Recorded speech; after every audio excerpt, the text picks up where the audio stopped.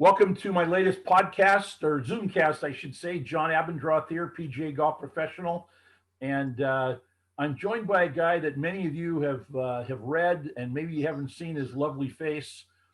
Pat Sullivan joins me, noted author and former golf writer with the San Francisco Chronicle, San Francisco native. Pat, really great to catch up with you, and Thank you this will be a fun chat today. And I'm going to help. I'm going to get some help from you as a former headline writer of what we should call this. Is it a walk down the 17-mile drive, or is it where are they now? Talking about what you're up to. So welcome. Thank you, John. I'm very happy to be here, and I like the 17-mile drive thing, and I think Clint would like that too. Yeah, exactly. Well, I brought Clint along. You remember when they used to do the liquor bottles as the Sure. the big historical giveaway, and I've got a few of those that I have a couple myself. Yeah. And then a couple of years ago, they did this cool one. I've got a Clint bobblehead, and if you see at the bottom, it says Clint Saloon. Yeah. And on the back is the year. This is from the 1999, the 2019 AT&T. So that's a nice. fun little new collector's item That's nice that we have. So that was a fun one. And I also spent a little time this morning.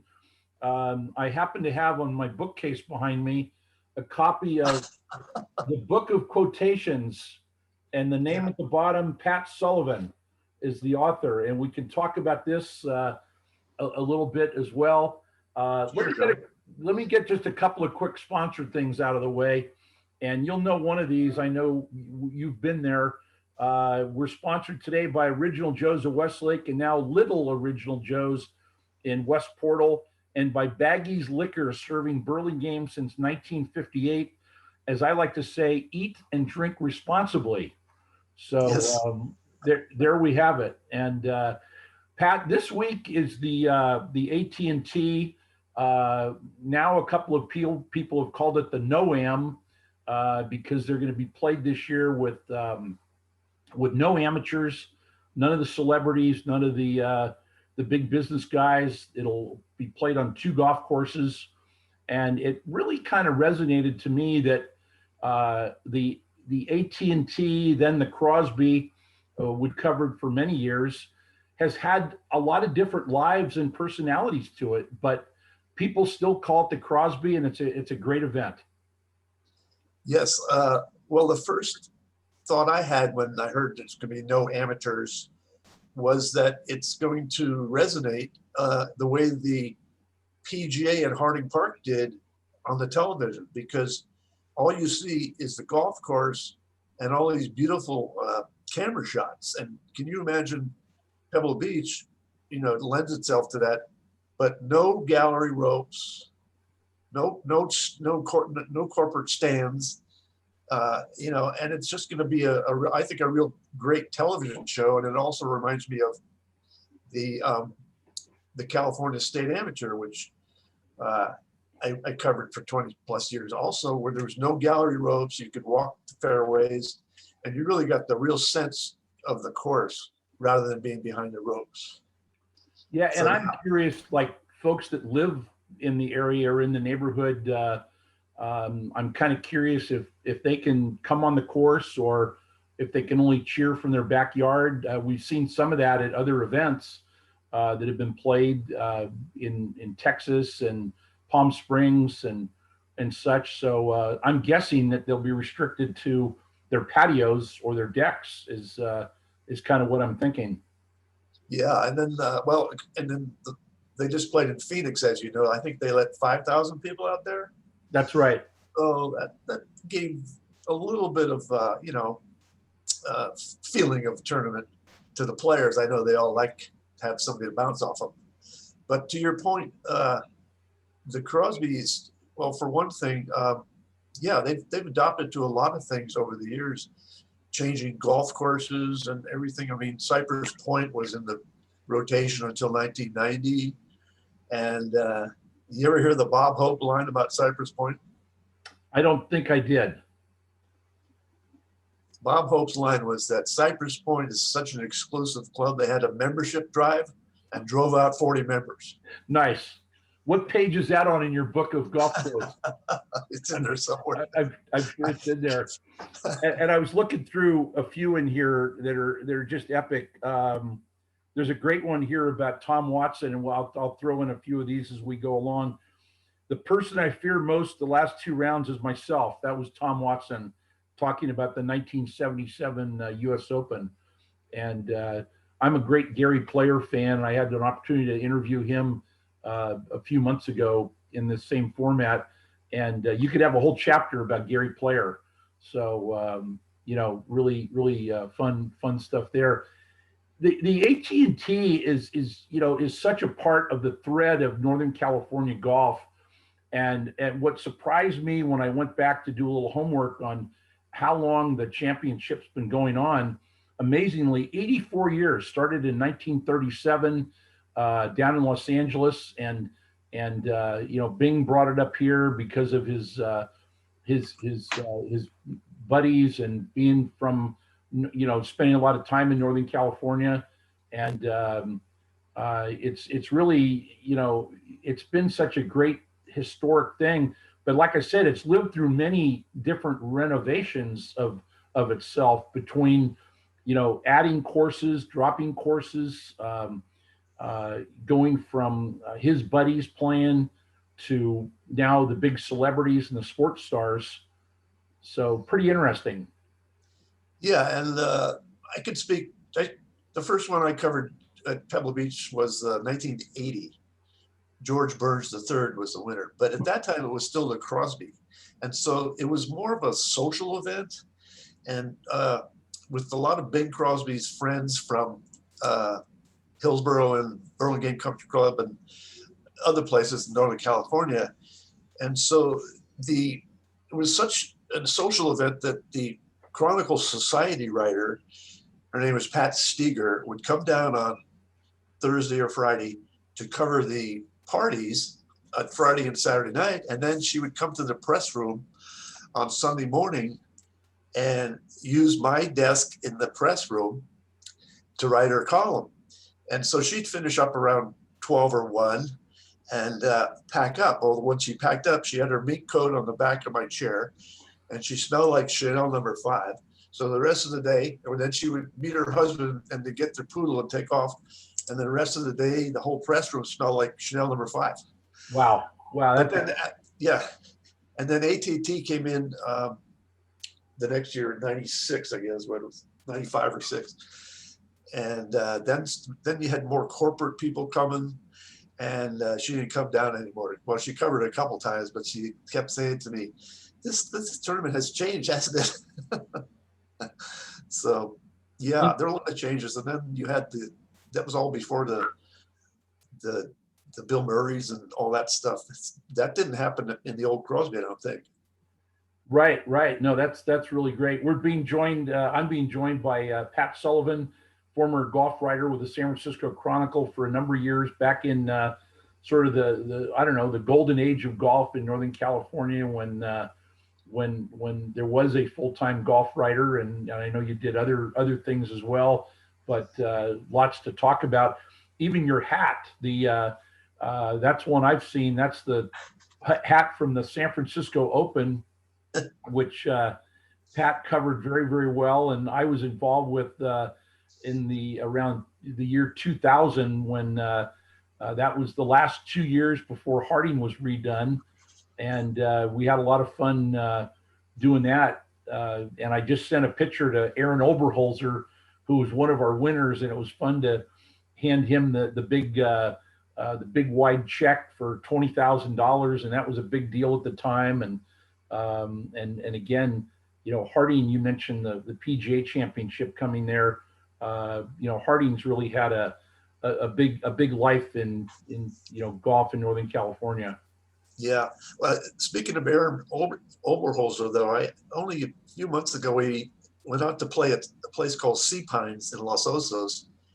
and the owner there was telling me, we were reminiscing about golf, and he actually told me that Aaron Oberholzer started to play golf there at Sea Pines, which is they have 3 par 4s and 6 or 5 par 3s. But anyway, his father would not let him play another course until he parred every hole in that course. Wow. Yeah, that's a good story. I mean, Yeah, I haven't heard him talk about that one, but he's going to transition. He's a former winner at the AT&T. Yes. And really some unique winners there. The one that I'd kind of forgotten that it was back to back, but the year that Tiger Woods won the U.S. Open in by what was it, 15 strokes or something. That was the year he won it. One of the years he won at the AT&T. Correct. As a lead up. And when the U.S. Open is played at Pebble Beach, you've got different players come in to see the layout and the sight lines, even though it's played in the winter versus played in June for the U.S. Open on its typical thing. So that was a cool one. And the other great one with all the history, Johnny Miller winning twice there. Once when he talked about walking off the golf course and he made a birdie, and then he thought, well, I'll play one more hole and I'll play one more hole. He made another birdie, and then, well, I don't want to have to walk very far, so I'll play one more hole, and that's where the courtesy cars are, and then I'll withdraw and get a ride in, and he ends up winning the tournament there. Yeah, is just one of those great golf stories ever. Right, 1987 and 1994, and I think I saw an interview. Maybe you did it with him, where he talked about he actually was he was not very confident in his swing or his putting stroke during one of those victories. I think it was the second one, but yeah, that was great for Johnny. Another one I remember is Hale Irwin, 1984, 18th tee, going down the stretch, 72nd hole, hits his tee shot, pulls it out over into the ocean rocks. The ball hits a rock, comes back to the middle of the fairway. And he went on to par or tie and go into playoff and beat Jim Nelford. Wow. Now I could stand out, you and I could probably both stand out there the rest of February and hit tee shots on the 18, and they're not going to bounce back to the fairway. Right. No, it's got so many epic stories, and back to the days of snow and all those type of things, and CBS setting up a couch on the 17th hole to interview players and tell stories. And I remember walking with Tom Pernice's wife at Poppy Hills when they came back in August of 1990, I believe it was. They played the PGA Championship at Sahalee in Seattle, and then they came back down on Monday in August to finish the AT&T. 1998. Okay, to play just one round. And what was really interesting to me, Phil Mickelson went on to win that. Only about half the players showed up, but Tom Pernice ends up finishing second, and that was a huge thing for him because it gained him an exemption to get on to with his life. And I remember walking a number of holes, and we were doing almost like play-by-play on our KNBR radio show with KNBR, and I was on a cell phone and walking with his wife and his daughter and hearing all the family stories and how, it was probably more important for him to be second than Phil Mickelson to win it. And just one of those really wonderful, heartfelt stories that you hear about. And many of those have happened there. Well, I was up at Sahalee for the PGA, and we finished up there, and then we all went to the airport and had a chili dog or something. And we got on a plane and then got to San Jose. I think I flew to San Jose, drove down and got to Carmel about midnight or 1 a.m. And then the players had to do the same. Some of them had a charter flight, and didn't get in till 9 or 10, but so it was very interesting. I think it's been called the longest tournament in PGA Tour history because it lasted 6.5 months.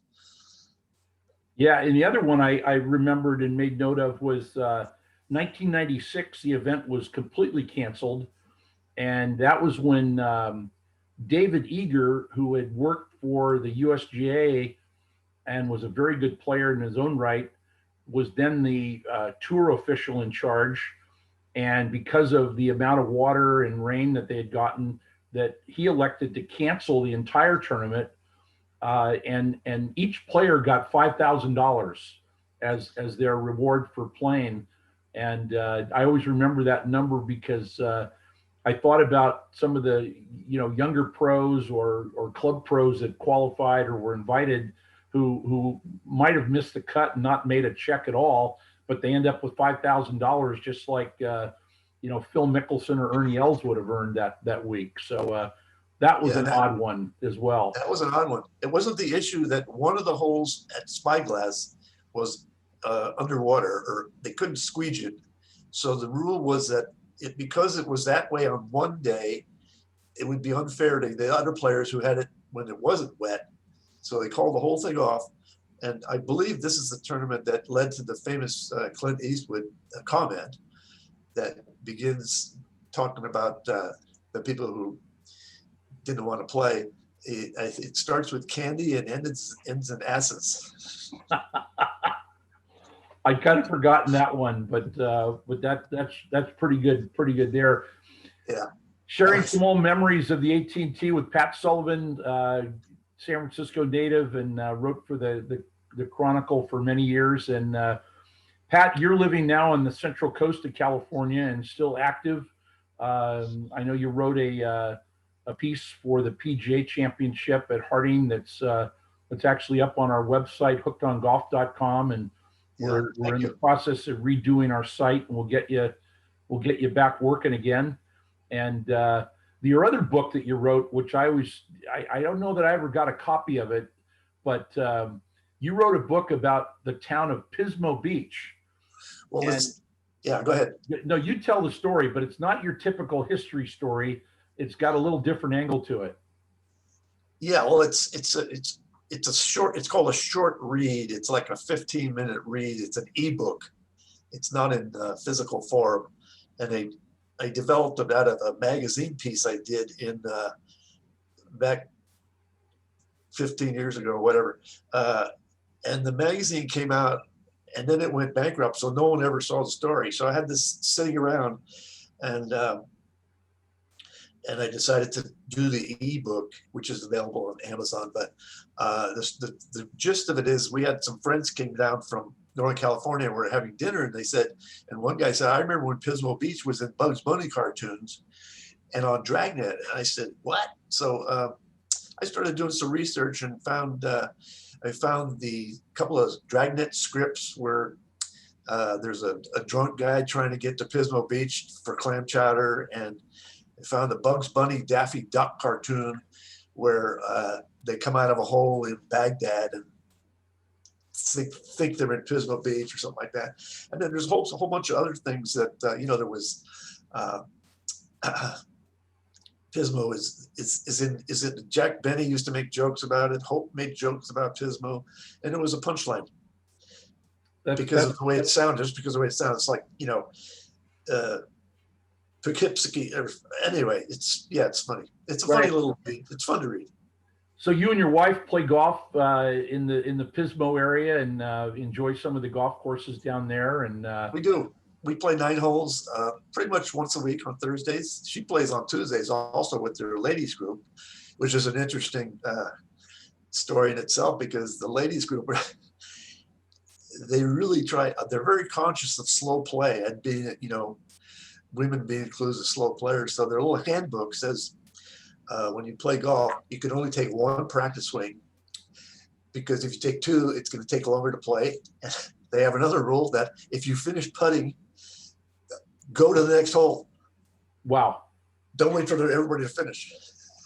So anyway, we laugh about that a lot. But my wife and I play. We go down to Pismo Beach. We go down to a 9-hole place in Buellton, which we like, and called Zacca Creek. And yeah, we play at Black Lake, and it's fun. Of course, I couldn't play for 8 years back in the earlier, until I had hip surgery in 14 and 16, thanks to your encouragement in part. Nice. I didn't play for 8 years. And Nice. now I can play and I have no pain. And I got a new club the other day. I'm trying to learn how to hit. Yeah, that's great. I think, was it one of the Aaron Oberholzer clubs from Golf Channel? Speaking of Aaron. I think it's the GX7. Okay. Is that the one? No. It's the Paulsons, the Paulson brothers or something. Sure. My question when those guys do those ads is, do they really use that one or not? You know? Yeah. I tried it the other day. I'm gonna have to. It's shorter. It's shorter than a regular driver. It's 43 inches instead of 45. Well, that might be a key to the success that you're finding. So that's good. Yeah, you're supposed to hit. You're supposed to hit down on it. Okay. Which is, when you're standing there with a driver, you're not really thinking about hitting down. So anyway, I'm working on. How about a favorite memory from the AT&T, or have we kind of covered those for you? The Hale was good. The Hale Irwin I remember for sure. Johnny, and then the Phil. Oh well, we have to talk about Mark O'Mara. Sure. Now, the first time I saw O'Mara play was not in the Crosby, but it was in the state amateur. It was 1979. Now, we talked about Hale's shot into the ocean. I saw O'Mara made a shot that was on the first hole Pebble. He hit it over to the right where there's a fence, and there's also a tree. And he went in there and he hit it up, curved it up over the fence and the tree to the green. Wow. And he went on to win. And then, of course, he won 5 more times as a pro. Yeah. And I think one of those years, which is awesome, is he won the Pro-Am with his dad. Yes, I believe so. Yeah. Which is, those stories are so cool when that happens. And I know a number of the guys bring their, relatives into play, and that's really fun for something like that to happen. So yeah, we call them. That was an easy headline once O'Mara started winning. Every time it was time for Pebble Beach, he was the Prince of Pebble Beach. Sure. Well, one of my state am stories there was I was one of the last victims in amateur golf of a fellow named Duffy Waldorf. Oh yeah. So Duffy and I played, and I think we won about 15 holes, and he was a senior at I think he went to UC or USC, and then he turned pro shortly after that and went on for obviously great success on the tour. So I'm not sure if I'd have beat him on that round, if that would have lowered his confidence level or something. So that's pretty funny. Yeah, I remember when he won. We asked him in the press room if he was related to Pappy Waldorf. He said no. But you're talking about the state amateur, where you could walk the fairways. One year we're playing there and we're going down number 10, right along the top of the beach there. And somebody hit over by the cliff. And so we all walked over there to, watch the shot. But then looking down on the beach, there was a couple celebrating their honeymoon. Oh boy. Yeah. Oh boy. I hope they had a tent nearby or something. So this is a family event here. So we'll leave that. We'll leave that enough of it there. So fun stuff there. Well, Pat, this has been great catching up with you, and we'll have to do this again.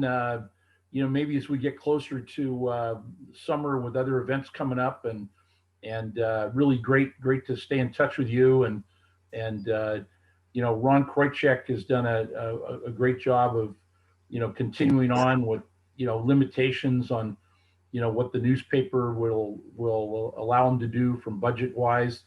Right.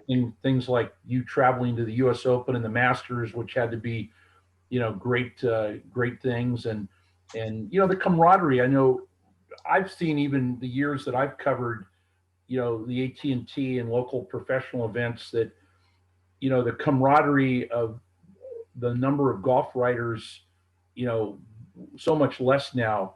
And my Yeah. God, we could do a whole thing on the golf writers dinner and awards and, Yeah.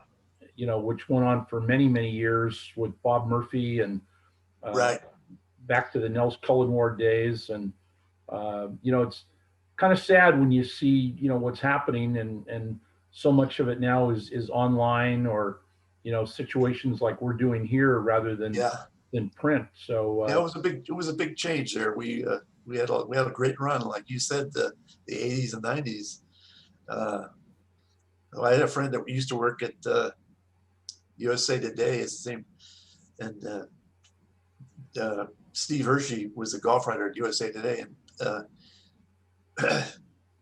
he used to call it the Go-Go 80s. And it was pretty good. I mean, Bisco was spending a lot of money in tournaments, and there was a lot of travel going on, and yeah, it was really good. What about the San Francisco City tournament? Is that going to be played this year? Well, currently it's going to be postponed. It appears. I see. Still trying to sort of sort through that with regulations where a couple of the big things that have caused it with the COVID situation is no rakes in the bunkers. So right. How do you handle that? Do you play winter rules in the bunker while you're playing summer rules on the fairway? And the other one, the city of San Francisco has a restriction on the cups having to be elevated so the ball doesn't actually go in the hole. And so it appears that that's likely going to be an issue that made it just too difficult for what I'd call real true competition to happen, because yeah. If you hit a putt and it touches that thing, would it have looked out or gone in? And so Yeah. how do you manage a proper score and go in that direction? Right. Imagine if Sandy Tatum and Grant Spaeth were still around and trying to make this happen. So yeah. I think if Johnny Mon and Nels Cullenward were still around, it would probably be played. But right, that's right. Well, you mentioned that the early days when you used to stand in line to play in the tournament, and there was maybe 20, 25 flights, and the tournament also had a reputation in those deeper flights for having some sandbaggers show up. And I had that experience one time when I tried to play, and I think I qualified with like a 99 or 100, you know what I mean? So I go out to play this guy, and he shows up on the first tee with a 3-wood, does not put the tee in the ground. He puts it on the ground, hits the 3-wood about 250. And it went like that for a few holes, and he beat me 8 and 6. Wow. And I can tell you, that's a long walk in from out there on number 12 when he was 8 and 6. Yeah. Well, I remember, I think that, the history of the city golf tournament in San Francisco, that at one point there was about 1,200 players that entered the tournament. They had a Wednesday flight, a Friday flight, and a lot of that was set up during the winter when the golf courses needed more play. The tournament players would show up rain or shine, and it got more players to come out and support the golf courses. And there was a Sharp Park flight, and there was a Lincoln flight, and then now the seniors play during the week, and the handicap flights play, on the weekends, as do the championship portion. So and that reminds me, I caddied once in it too. I caddied for someone George Ambrosio, in I think the Venturi flight, and he was playing against Mike Moriarty's brother. Huh. Mike caddied for his brother, and I caddied for George. And you and Mike were classmates, if I recall, in high school. We were high school classmates, yes, at St. Ignatius, class of 61. And then Mike, of course, won the city in 1969. which is the year that Tom Watson called a penalty stroke on himself. Yeah. And I think who played Tom there in one of the matches was my good friend Phil Berry, and it was, you know, a great part of history there where Tom played in it when he was at Stanford but didn't win. So you know, pretty cool bit of history there. Good trivia. So great stuff. All right. Yeah, the women's competition was also you know, very competitive too. And Julie Simpson when she won it, and then of course the anesthesiologist, her name, she won it 8 times, I think. Like her name is Sally Kruger, Sally Voss Kruger, right? Yes. She was 8 times, I think. Well, and Julie won it as Simpson and as Inkster. Yeah. So, yes, she did. Yeah.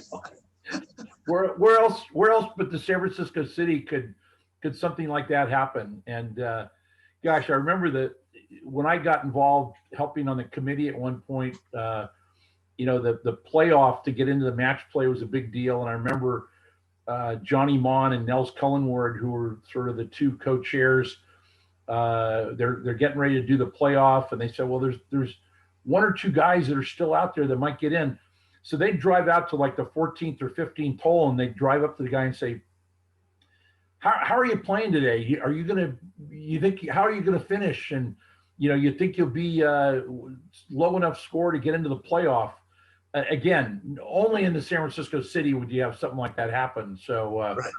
really fun, you know, fun memories. And, you know, as I've said, it's more of a happening than it is, you know, a golf tournament with that many players and all the weather implications and all of that. So it was definitely a happening. Yeah. Johnny Mon, you know, he announced everybody on the first tee, and he had that great sort of, I don't know what you want to call it, Irish Mission District brogue or whatever. Now on the tee, you know, and the other, he was a policeman, and also another policeman was Bill McCool, who was very much opposite Johnny Mon, very quiet and unassuming. Bill was a great guy. He won the tournament back in that era of the early '60s, and then went on to be a longtime official with it, and really a wonderful guy. I got to know he and his family very well over the years, and you know, so I think maybe San Francisco Golf is maybe your next book or ebook. So that's a good idea. Yeah, I'll be your agent. How's that sound? Okay, it's a deal. Thanks for mentioning the other book, by the way. The genesis of that was actually from a guy named Bob Cheeger, who I had met when I worked at Rolling Stone magazine, and he wanted to be in the new Bartlett's, and he wanted to have a huge book of quotations, and his editors made him break it down. So first he did one on baseball, and then he did one on love and romance, and then he got me involved with the golf book. And then in 2006, the one you held up, that was 11 years after the original one. I got a phone call from Random House in London, and they wanted an update because they wanted all the Tiger Woods stuff in there. So I did an update, and that's the book you have there. But the original was a cooperative event with Bob Cheeger. And it's not a thin book. It's pretty, you know, it's pretty thick with a lot of quotes, little one sentence ones. And I went through and pulled a few out. Here's a good one. This is Sam Snead. He says, golf got complicated when I had to wear shoes and begin thinking about what I was doing. Yeah. So that's a great one with Sam Snead. And one of my great memories of doing the KNBR radio program was we did an hour with Sam Snead one year, and that was, my God, what a thrill that was. And having met him over the years, and then to be able to sit and interview him, that was probably a year before he passed away, and really an awesome experience. So cool stuff. Yeah, didn't he used to practice barefoot?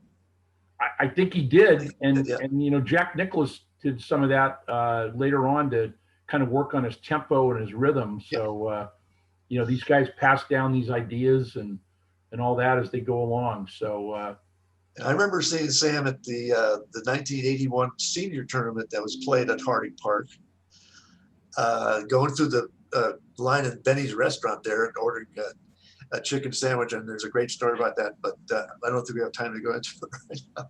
Yeah, he basically, the price kept going up as he kept coming back, and he basically said, this guy's going to break me if I stick around here very long. He goes, and I got a lot of money. So, yeah. Oh my goodness, really great stuff. Yeah. Pat, I'm gonna let you go. I don't want us to put people to sleep here. This is supposed to be Okay. This is supposed to be entertaining, and we've covered a lot of ground, and we'll do this again for sure. So Okay. Thank you so much, John. Thank you. Really, really great stuff. That's Pat Sullivan. I'm John Abendroth, and we want to thank Original Joe's of Westlake and Baggy's Liquor, and I'm not sure that Pat and I will meet up at Baggy's, but we'll when things get back to square one, we'll certainly hook up at Joe's again as we have a number of times in the past. So yeah, play well and keep that left-handed swing working, Pat. All right. Sustain the leg. That's right.